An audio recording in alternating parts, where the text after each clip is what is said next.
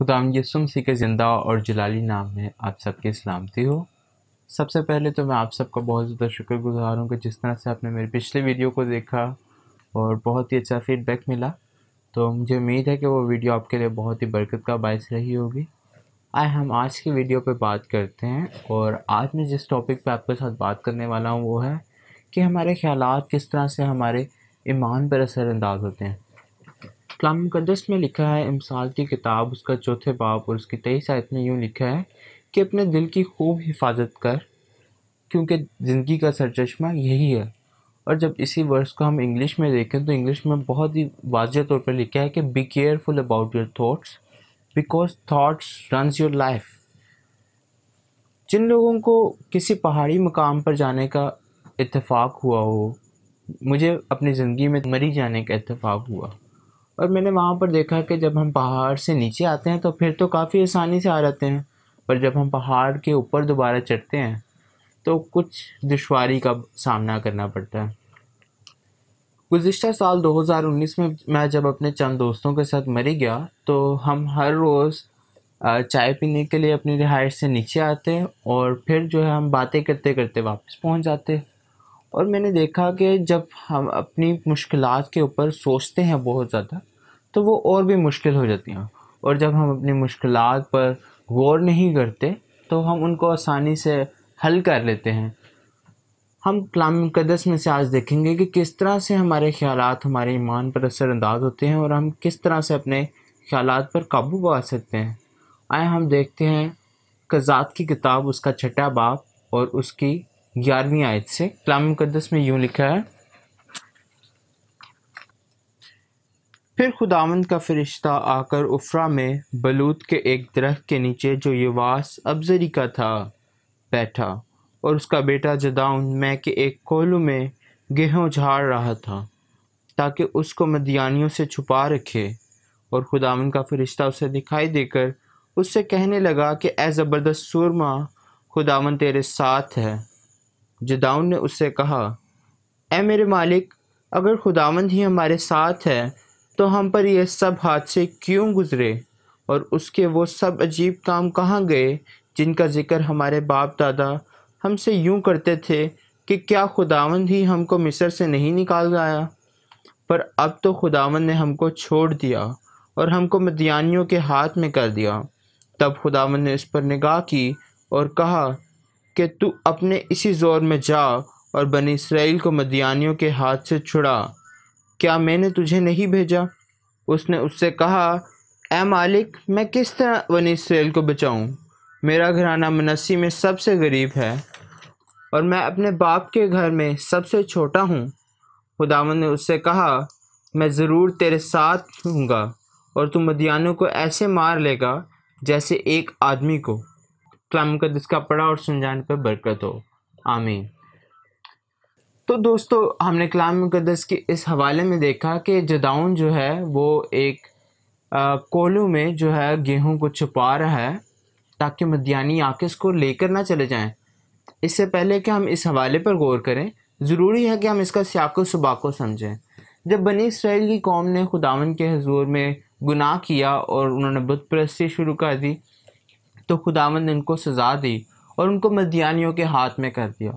और दोस्तों, फिर क्या होता था कि मदियानी अपनी मर्ज़ी से आते, बनी इसराइल के लोगों को मारते, लूटते और वापस चले जाते। और यहाँ पर हमें नज़र आता है कि जदाउन भी उनसे कुछ छुपा रहा है ताकि जब वो मदियानी आएँ तो वो उनसे उन चीज़ों को लेकर ना चले जाएं। और इसी दौरान फरिश्ता जदाउन के पास आता है और जदाउन से कहता है कि ए ज़बरदस्त सूरमा, खुदावंद तेरे साथ है।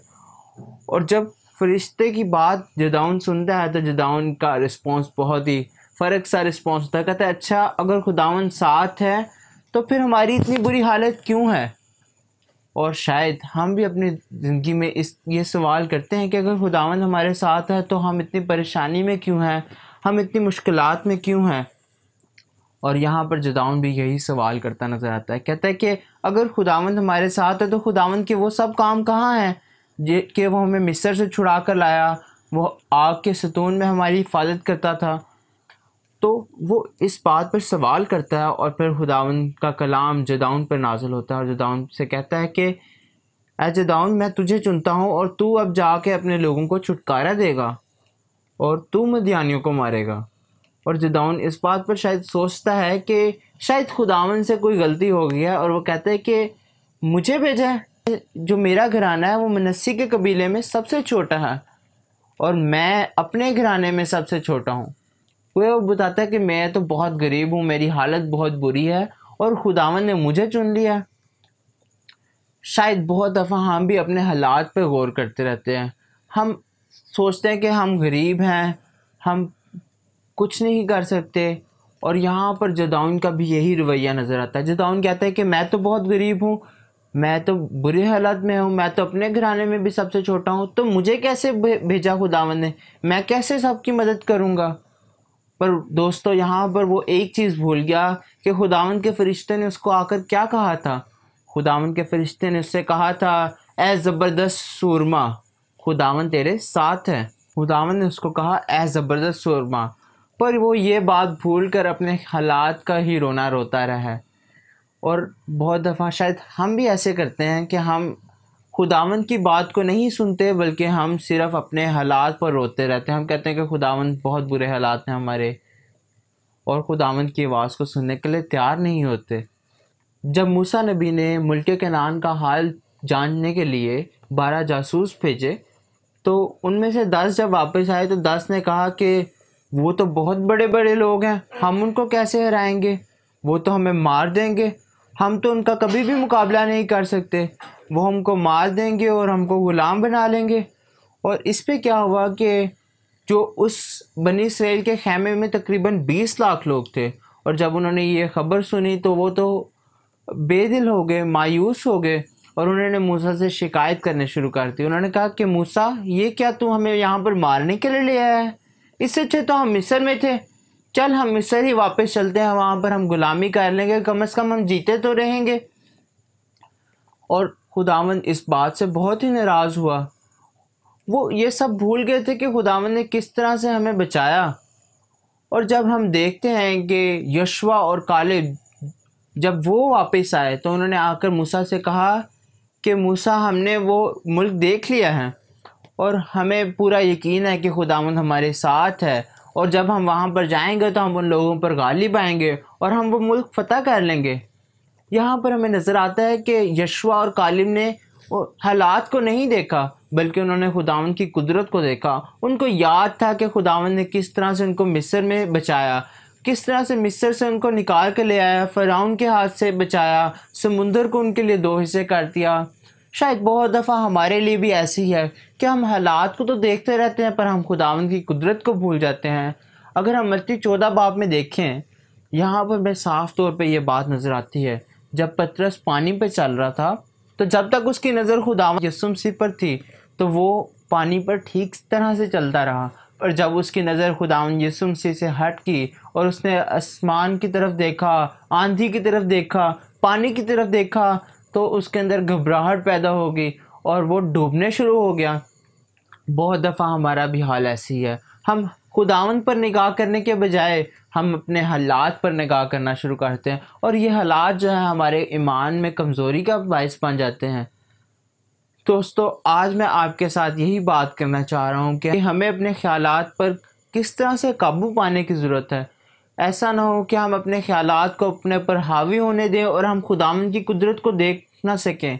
मैं भी आपसे आज यही बात करता हूँ कि अपने मनफी ख़यालात पर काबू पाएँ और उनको मुस्बत तौर पर सोचें कि आप इस लॉकडाउन में, इस परेशानी के टाइम में किस तरह से आप सोच सकते हैं कि खुदावंद जिसने मिस्र से बनी इसराइल को छुड़ाया और उनकी हिफाजत की, उनके लिए पानी को 2 हिस्से कर दिया, वो हमारे लिए भी मौज़े कर सकता है।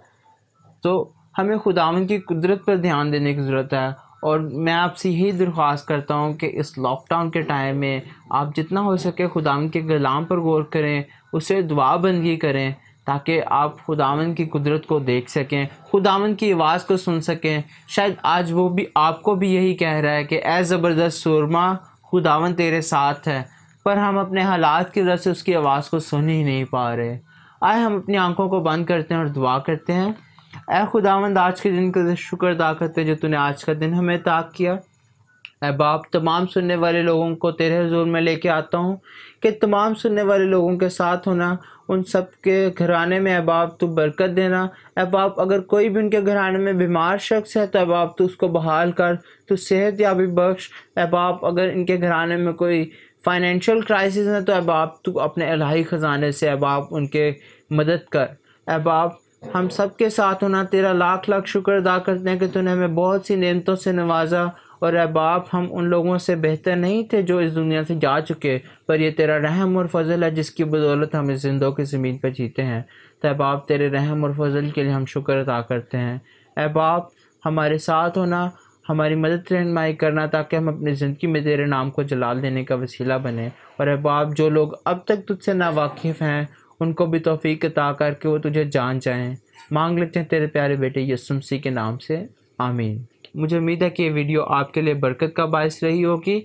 तो इस वीडियो को आप अपने दोस्तों तक भी शेयर करें और मुझे कमेंट्स में अपना फ़ीडबैक भी ज़रूर दें कि आपको ये वीडियो कैसी लग रही है, इसमें मज़ीद मैं क्या बेहतरी कर सकता हूँ।